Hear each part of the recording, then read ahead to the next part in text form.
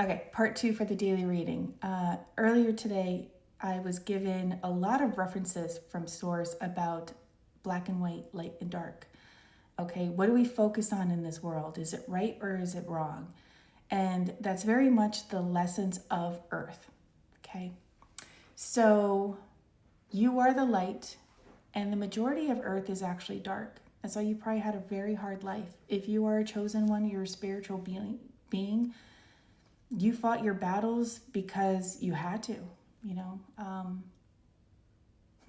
It's taking me back to my ayahuasca experience. It's kind of like spiritual warfare. When I did ayahuasca, I didn't like revert back to my past and heal trauma in the way that other people were. I was spiritually being challenged, you know. For me, it was like a psychic test. It was really cool. I'll actually say it was really, really cool.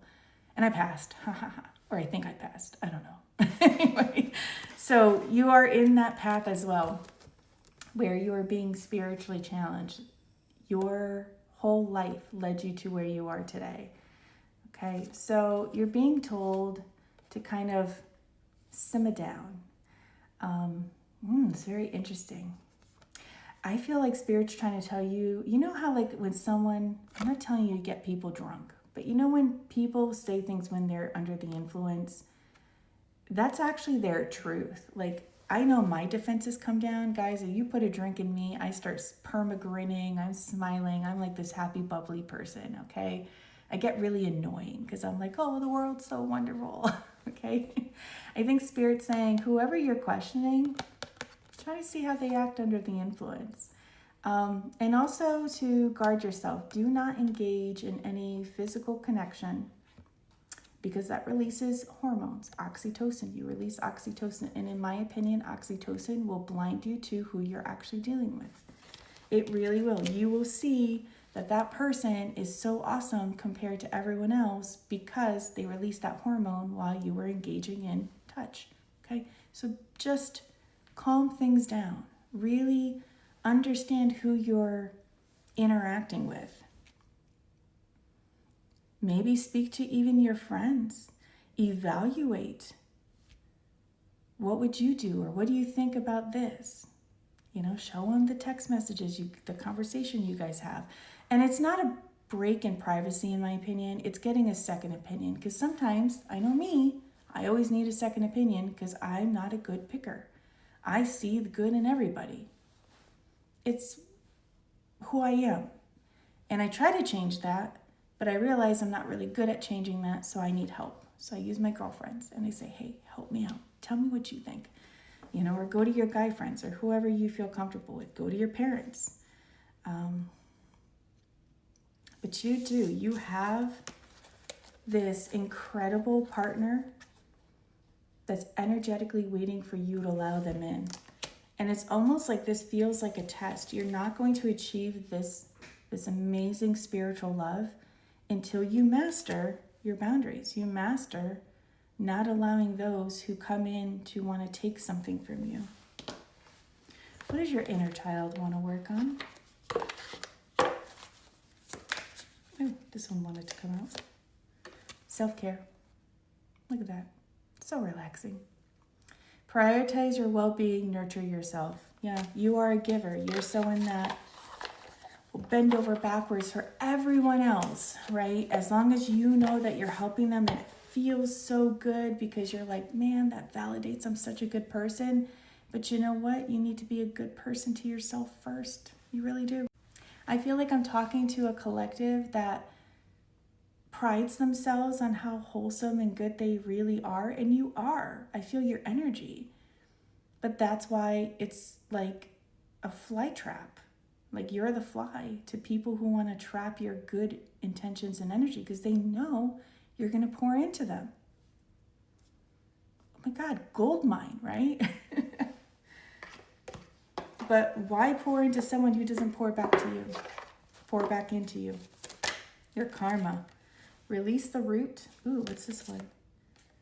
Clear entangled karma. I told you you're a curse breaker. Yeah, you're a generational curse breaker. Okay, you came into this lifetime for your family line for a reason.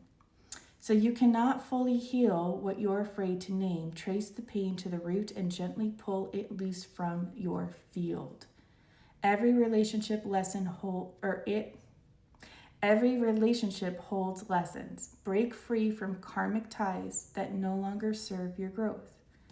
You're not growing when you're pouring all of your light and energy into an individual that's just dimming your light. Because when you keep giving and giving and giving, what's giving back to you? You're like depleting your supply.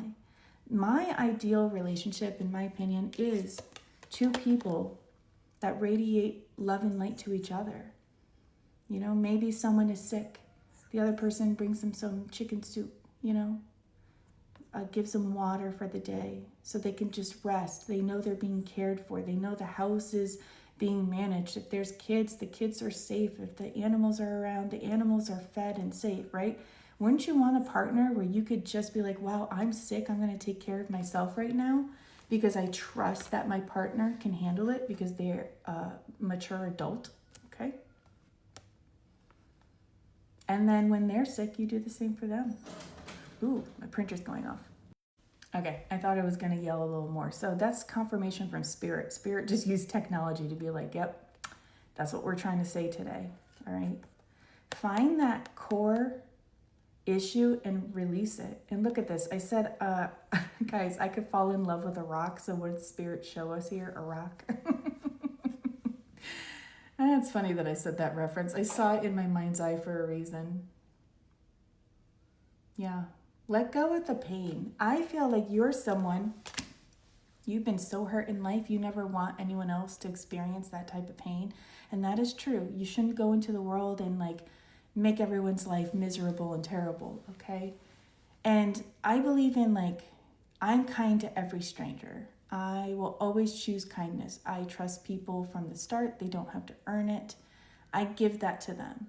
But I don't continue to pour into people when they don't deserve it. So if I'm kind to a stranger and then they steal my purse, that's on them. Let that karma get them. You know, I'm not going to be kind to them again. I'm going to avoid them at that point. They already showed me that they took my kindness and they thought it was a weakness. Maybe that's really important to you.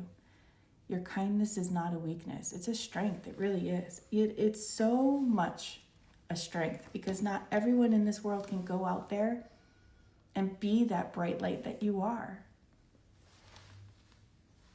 But you're not meant to be dimmed. You're meant to be amplified, because if you're with a partner that amplifies you, the two of you will shine light into the world and you will spread that love to everyone around you, your neighbors, your friends, your coworkers, people at the grocery store. It doesn't matter. You affect the energy of your pets, the pets and nature around you. I bet you are a couple that like your yards just flourish. Your grass might grow faster than the neighbors because you have such beautiful energy. We are all energy.